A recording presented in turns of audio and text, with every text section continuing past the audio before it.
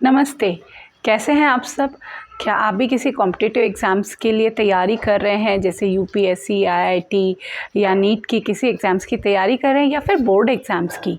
तो आपको बहुत पढ़ाई करनी पड़ती होगी, 10 घंटे, 12 घंटे, 15 घंटे तो आपको पढ़ना ही पड़ता है।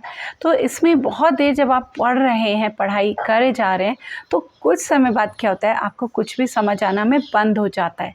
और हम उस समय क्या करें, उस समय आप पढ़ाई अगर करेंगे तो आपको कुछ भी समझ नहीं आएगा। तो उस समय आपको क्या करना चाहिए, अपनी बुक्स बंद करके 10 मिनट का एक छोटा सा ब्रेक लें।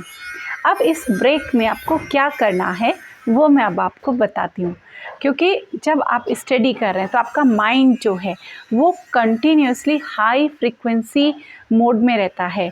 यानी कि जब भी आप कोई मेंटल वर्क कर रहे हैं, जैसे स्टडी कर रहे हैं, तो आपकी जो वेव्स हैं, ब्रेन वेव्स, वो हाई फ्रीक्वेंसी यानी गामा वेव्स आपकी एक्टिव रहती हैं। तो गामा वेव्स में से आपको अल्फ़ा वेव्स में जाना है जब आपको रेस्ट करना है।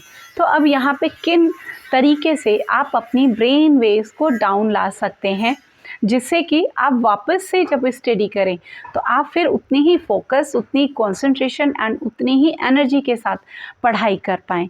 तो बहुत ही आसान सी कुछ ट्रिक्स हैं जिनको अगर आप उन 10 मिनट में करेंगे तो आप पूरी तरीके से रिलैक्स हो जाएंगे। तो चलिए जानते हैं ये कौन सी ट्रिक्स हैं और क्या इन आपको करना चाहिए।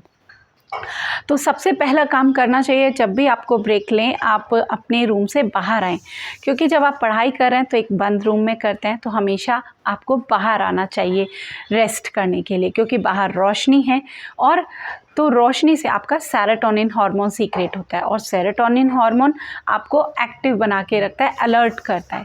तो इसलिए हमेशा 10 मिनट, 15 मिनट जितना भी आपके पास समय है, बाहर आ जाइए और बाहर आने के बाद खूब अच्छे से डीप ब्रीदिंग करें, क्योंकि आप जितना अच्छा से डीप ब्रीदिंग करेंगे उतना ही माइंड आपका लो फ्रीक्वेंसी की तरफ आएगा, यानी कि माइंड रिलैक्स हो जाएगा, अल्फ़ा वेव्स आपकी उतनी ही आसानी से एक्टिव हो जाएंगी। तो डीप ब्रीदिंग करें, 1 मिनट, 2 मिनट, 5 मिनट कंटिन्यूसली आपको डीप ब्रीदिंग करना है। तो इससे आपका माइंड फोकस भी होगा। और इसके साथ साथ आप क्या कर सकते हैं, जब आप डीप ब्रीदिंग कर रहे हैं तो कोई मंत्र भी चैंटिंग कर सकते हैं, जैसे ओम चैंटिंग कर सकते हैं।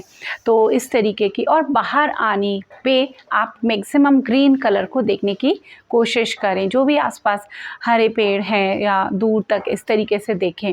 और बाहर आने के बाद, क्योंकि हमारी आइज़ कंटिन्यूसली बुक्स पे फोकस किए हुए हैं या लैपटॉप पे हम देख रहे हैं, तो यानी कि बहुत पास की चीज़ों को हम देख रहे हैं, तो बाहर आने के बाद सबसे ज़्यादा कोशिश आप क्या करें कि दूर की चीज़ों को देखें। जैसे दूर आसमान में देखें, खुले आसमान की तरफ आप देखें बालकनी में आने के बाद, या दूर तक जहाँ तक भी आप देख सकते हैं उतनी दूर तक। तो इससे आपको आदत पड़ेगी कि आपकी जो आइज़ मसल्स हैं वो दूर की चीज़ों को देखने के लिए भी फ्लेक्सिबल होंगी। इसके साथ साथ आपको और क्या करना है, फास्ट आइज़ ब्लिंक करें, क्योंकि जब आप बुक्स या लैपटॉप पे देख रहे हैं तो ऑब्वियसली हम आइज़ ब्लिंक कम करते हैं, तो ये भी हमारी आइज़ की जो फ्लेक्सिबिलिटी है, आइज़ की मसल्स को स्टिफ बनाती है। तो आप फास्ट आइज़ ब्लिंक करें, इस तरीके से 50 टाइम्स, 100 टाइम्स, जितना भी आप कर सकते हैं उतनी आइज़ ब्लिंक करें। और आइज़ को मूव करें, left right, up and down rotate करें, तो इससे आपकी आइज़ भी फ्रेश हो जाएंगी एंड रिलैक्स हो जाएंगी।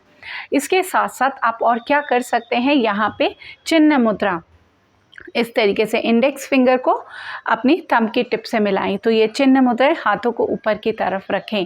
तो ये अगर आप चिन्ह मुद्रा बनाते हैं तो ये भी आपके माइंड को फोकस करने में, आपके जो कंसंट्रेशन है उसको इम्प्रूव करती है।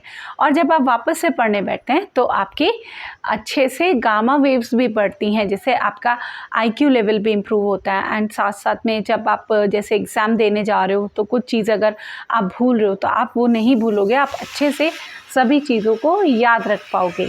तो अगर आप 10 मिनट का ऐसे छोटा सा ब्रेक लेंगे तो ये आपके लिए काफ़ी हेल्पफुल रहेगा। Thank you.